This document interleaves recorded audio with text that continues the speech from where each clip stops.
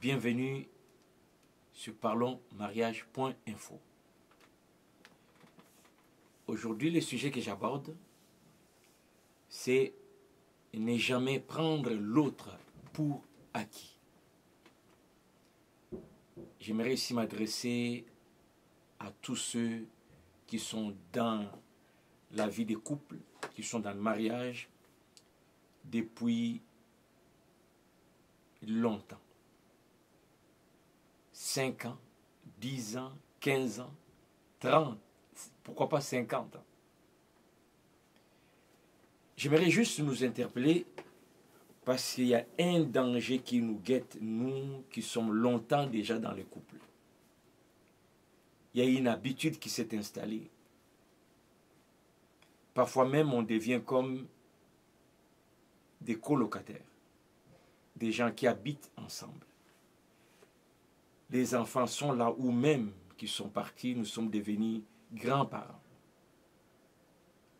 Une habitude qui nous fait croire que nous sommes juste deux personnes qui partagent le même toit. Et c'est là, malheureusement, que peut se produire des cas d'infidélité.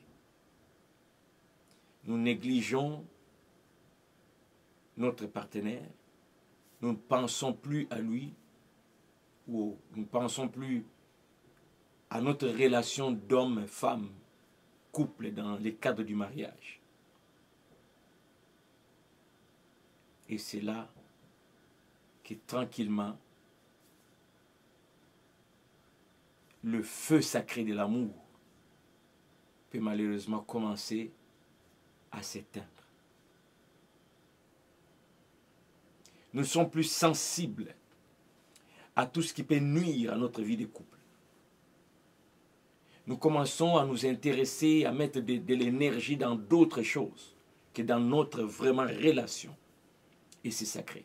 Nous oublions comment c'était lorsque nous étions des fiancés, comment nous voulions tant nous marier.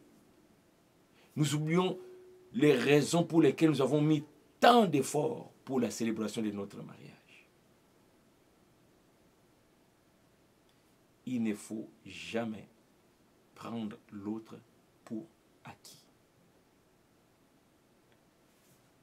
Un jour, j'ai rencontré un monsieur dans mes connaissances, quelqu'un que je connaissais depuis des années. On se croise quelque part et là, tout content, je les salue, comme vous savez, hey, ça fait longtemps, hey, ça fait des années, tiens, les cheveux blancs commencent à pousser, hey, toi regarde, les cheveux, tu commences à en perdre. Bon.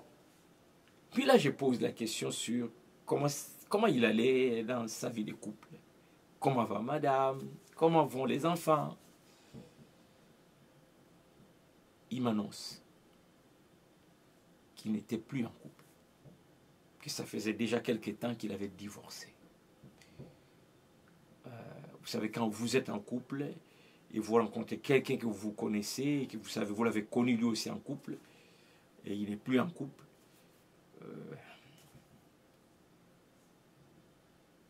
on retient son souffle, hein, on ne sait plus comment avancer dans la conversation. Alors, il avait pris le temps de m'expliquer qu'est-ce qui était arrivé, qu'est-ce qui s'était passé jusqu'à ce qu'ils arrivent au divorce. De tout ce qu'il m'avait partagé, j'ai toujours retenu quelque chose qui m'a moi-même interpellé pour mon couple.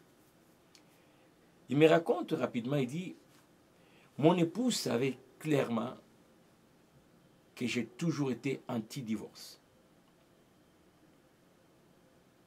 Malheureusement, dans notre couple, c'était devenu ma faiblesse. Ma femme savait que peu importe qu'est-ce qu'elle ferait, je ne penserais pas au divorce. Malheureusement, c'est ce qui est arrivé. J'en pouvais plus. J'ai fini par faire ce que j'ai toujours combattu, divorcer. Vous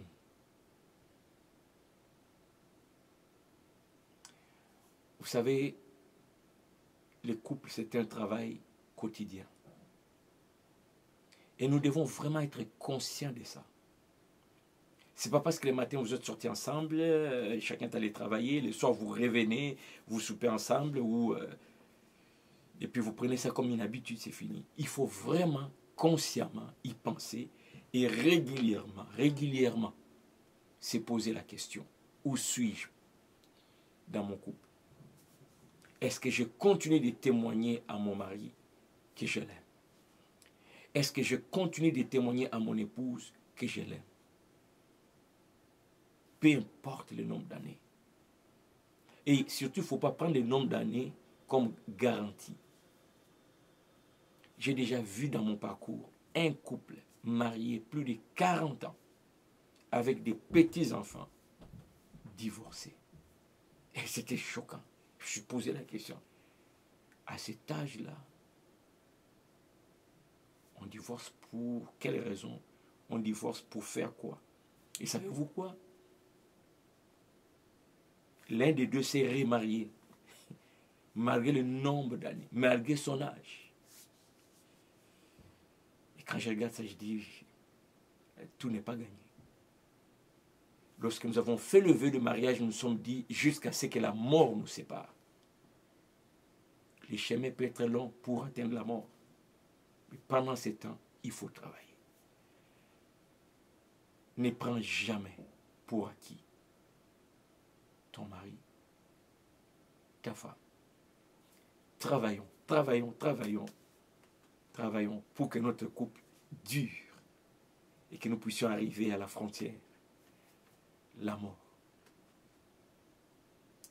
À la prochaine.